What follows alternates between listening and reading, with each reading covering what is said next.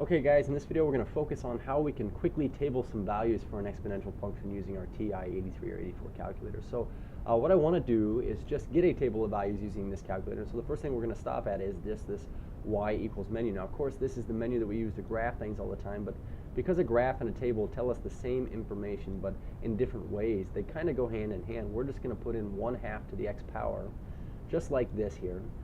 So you do want to put your 1/2 in parentheses, but where I could hit graph and we could go take a look at this, what seems to be an exponential decay function, right behind graph you see that it says table.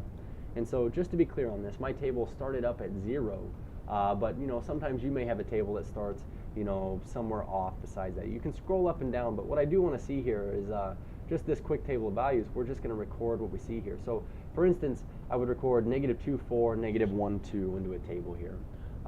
And I'll do that out here. So we have in my table x, y. Okay, we get -2, 4, -1 was 2. When we plug in 0, 1/2 to the 0 here, we should have gotten 1, since anything to the 0 power is 1. And then we get a 1/2 and then a 4th here. So we get a 1/2. 1 is a 1/2 here, and 2 is a 4. So you can definitely see this relationship between raising something to a positive power and a negative power. You can tell that whenever you raise something to a positive power, well then raising it to its corresponding negative power is just the reciprocal of what you got when you raise it to the positive power. But using this, we could easily come up with a sketch of this graph now. So we'd say 0, 1, okay, and we have 1, 1/2, so it's a little bit closer to the x-axis, 2, 1/4, and going backwards, -1, 2, and -2, 4. So we get this exponential decay function here, and I'm not very good at drawing those. But we also want to make sure that we put on the horizontal asymptote at y equals 0. So here's our exponential function. What I want to do is then go easily put in 1/2 to the negative x power and see what we end up with here. And just because I want to be careful, I'm going to put my -x in parentheses. Always use parentheses here. So graphing this, you're going to see something happen that we've seen graphically happen before. When you put a negative in front of the x, it causes a reflection about the y-axis. But again, what we wanted was the table of values.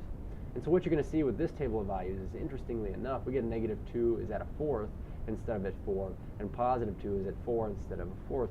These two tables are basically switched around. And so to use this table of values here, we say, okay, x, f of x.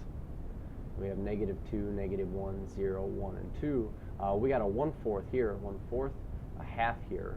We still get 1/2 to the -0 is still 1/2 to the 0 is 1.